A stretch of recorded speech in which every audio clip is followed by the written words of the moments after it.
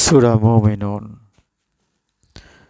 বিসমিল্লাহির রহমানির রহিম। পরম করুণাময় অসীম দয়ালু আল্লাহর নামে শুরু করছি। বিশ্বাসীরা অবশ্যই সফলকাম হয়েছে, যারা নিজেদের নামাজে বিনয় নম্র, যারা অসার ক্রিয়াকলাপ হতে বিরত থাকে, যারা জাকাত দানে সক্রিয়, যারা নিজেদের যৌন অঙ্গকে সংযত রাখে। তবে নিজেদের পত্নী অথবা অধিকারভুক্ত দাসীগণের ক্ষেত্রে অন্যথা করলে তারা নিন্দনীয় হবে না, এবং কেউ এদের ছাড়া অন্যকে কামনা করলে তারা সীমালঙ্ঘনকারী হবে। এবং যারা আমানত ও প্রতিশ্রুতি রক্ষা করে এবং যারা নিজেদের নামাজে যত্নবান, তারাই হবে অধিকারী হবে ফেরদাউসের, যাতে ওরা চিরস্থায়ী হবে। জান্নাতুল ফেরদাউস হলো উন্নত স্তরের জান্নাত। হাদিস শরীফে উল্লেখ আছে, তোমরা আল্লাহর নিকট জান্নাতুল ফেরদাউস প্রার্থনা করবে। এ জান্নাতের অধিকারী কারা হবে? এ সম্পর্কে এ সূরায় পূর্ববর্তী 10টি আয়াতে গুণগুলোর নাম উল্লেখ করা হয়েছে। তাফসির কারকগণ মোটামুটি 7টি গুণের কথা উল্লেখ করেছেন।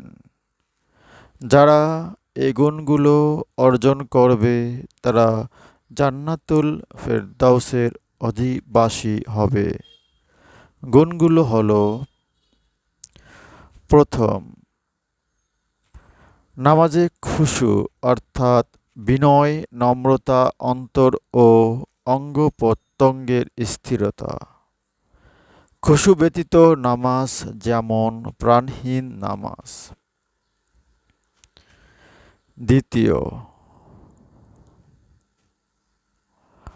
অনর্থক কথা বলা হতে বিরত থাকা। তৃতীয়, জাকাত প্রদান করা। এটা ইসলামের একটি অন্যতম স্তম্ভ। চতুর্থ, হালাল স্ত্রী ও দাসীদের ব্যতিরেকে অন্যদের থেকে লজ্জাস্থান হেফাজত করা। পঞ্চম, আমানতের হক আদায় করা। ষষ্ঠ, প্রতিশ্রুতি পালন করা। সপ্তম, নামাজের হেফাজত করা। উল্লেখিত গুণগুলো যে হাসিল করবে সে ফেরদাউস জান্নাতের উত্তরাধিকার লাভ করবে। সূরা মুমিনুন আয়াত 1 থেকে 11